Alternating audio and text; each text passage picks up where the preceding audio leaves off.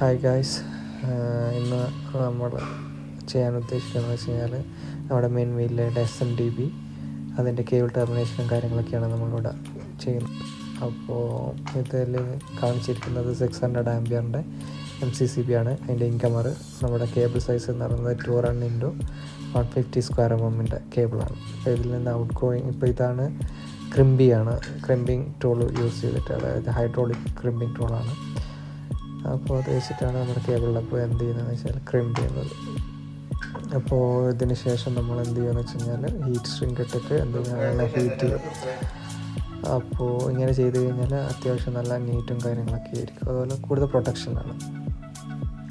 അപ്പോൾ ഇതിൽ നിന്ന് ഏകദേശം 8 അടുക്കുള്ള 4 dB G4, ഗ്രൗണ്ട് ഫ്ലോറിൽ 4 dB ആണുള്ളത്.